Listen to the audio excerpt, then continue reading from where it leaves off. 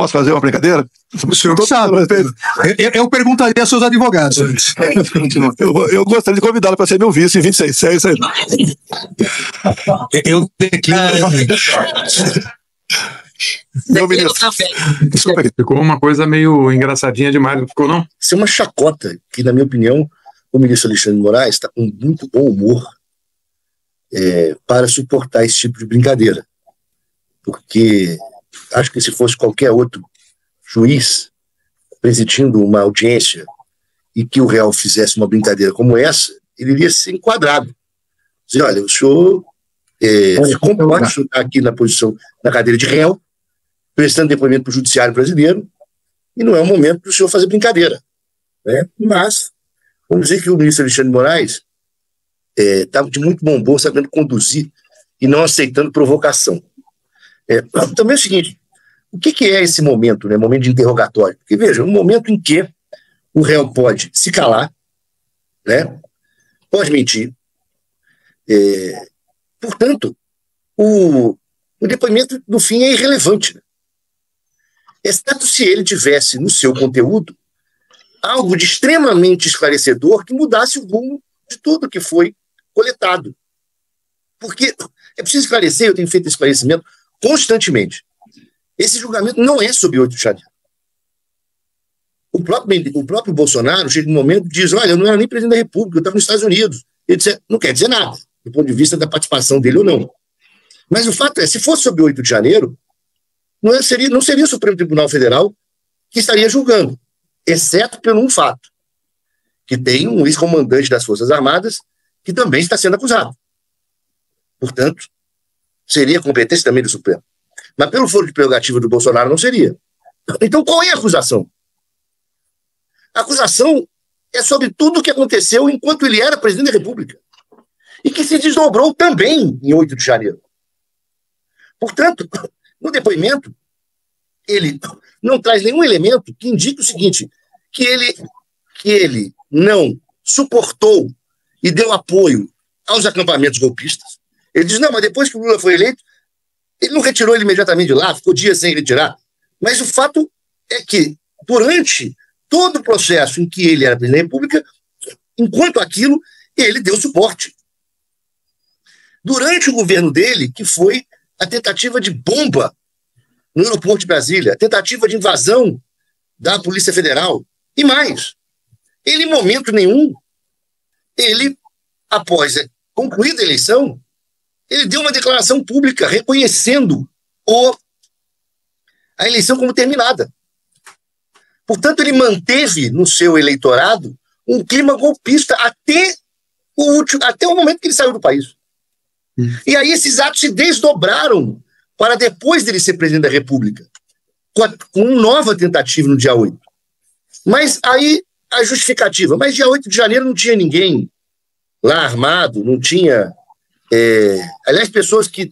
Ele diz, a Polícia Federal não sabe quem convocou, né? Ele tenta ingressar nesse tipo de discurso, mas o fato é o seguinte, as faltas de condição de produzir o golpe, que ele diz, né? Nós, como a Tereza falou, ele coloca, bom, aí nós vimos que não tinha mais jeito. Né?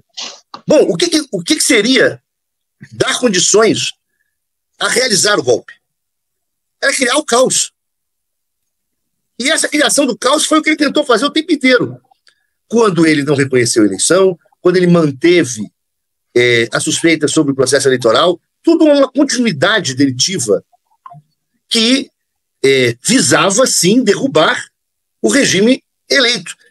Ele realmente não teve condição de produzir o golpe. Mas o que é a tentativa? É porque não ficou também em mero planejamento, não. Não ficou em uma única conversa. Houve movimentos reais para a tentativa de criação de caos. Inclusive, quando ele responde sobre a questão dos caminhoneiros, que ele fala, bom, eu vou ler aqui o que eu escrevi, né, dando como se ele tivesse pedido para ocupar as estradas, mas ele não pediu coisa nenhuma. Ele, em momento nenhum, disse, ó, ele fez uma manifestação clara, inequívoca, de que a eleição tinha terminado, de que o novo presidente da República tinha sido eleito, não cumprimentou o presidente eleito. Quer dizer, ele manteve o tempo inteiro a tentativa... Nem passou a faixa, né, Fernando? Nem passou a faixa, foi embora antes da transmissão do cargo. Para aplacar um pouco o nosso otimismo, pensar um pouco, enfim, com a cabeça dos outros, qual seria a ideia de que o STF desse uma fraquejada nesse momento da sentença? O que você imagina que poderia ser considerado uma fraquejada, uma coisa que seria decepcionante? Não vejo a menor possibilidade disso acontecer. Esse processo será concluído com a condenação dele. Não há possibilidade nenhuma de ele ser absolvido desse processo.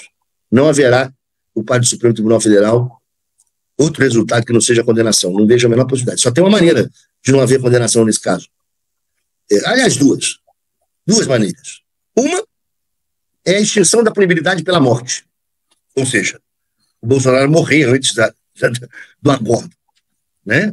A outra são os extraterrestres receberem um pedido de socorro dos bolsonaristas com o celular na cabeça e um meteoro cair em cima do Supremo Tribunal Federal quando os 11 ministros estiverem reunidos no plenário. São as duas possibilidades. Tá? Eles serem presos. Fora isso, eles serem punidos pela justiça militar, nem pensar. Não há a menor possibilidade de eles serem punidos pela justiça militar, porque, primeiro, o Bolsonaro está acusado como ex-presidente da República, no Supremo, o que atrai a competência de todos os casos. Segundo, a mesma Constituição reserva também foro prerrogativa para os comandantes das Forças Armadas do Supremo Tribunal Federal. O seguinte, veja, general por crime militar é julgado no STM, correto? Mas o comandante das Forças Armadas não, é julgado no Supremo. E fora isso, não fosse isso, o Bolsonaro foi denunciado por crimes cometidos enquanto presidente da República, não por 8 de janeiro. É também por 8 de janeiro, porque é um crime continuado. É como um sequestro, só acaba quando soltar a vítima. Então, os atos começam quando ele é presidente da República. Em momento nenhum, quando ele foi questionado sobre a questão das eleições, etc., ele disse e sustentou a possibilidade de fraude. Que houve fraude, que ele perdeu a eleição por fraude, etc. Não. Ele disse o seguinte, olha, aqui os peritos dizem o seguinte, que toda questão de computação pode ter fraude. Não, isso era uma retórica minha, quando eu era deputado federal, etc. E tal. Mas ele em momento nenhum, ele encara de frente dizendo, olha, houve fraude. Você vê, o ministro leu quando ele falou, eu não vou dizer que o ministro está ganhando 30 milhões, que o outro ministro está ganhando 30 milhões. Bom, nem repetiu dizer, né? Aquela de fraude, ele gostava de dizer que houve em 18 também, que ele ia ganhar no primeiro turno. Ele sempre vivia dizendo, hoje não repetiu isso, que ele teria... Então é o seguinte, veja, ele está condenado, se acovardou nas suas afirmações porque ele é covarde, ele ataca para o público dele, porque se ele quisesse ser preso com determinada honra, talvez para o público dele, ele deveria chegar lá e dizer, eu não reconheço a legitimidade desse tribunal. Ministro Alexandre de Moraes, Vossa Excelência não poderia me julgar, Vossa Excelência é suspeito, certo? Houve fraude, sim, no sistema eleitoral, eu deveria ser eleito presidente da República, e etc. Iria ser condenado, mas ia, pelo menos, seria coerente. Ele vai ser condenado com o rabo entre as pernas.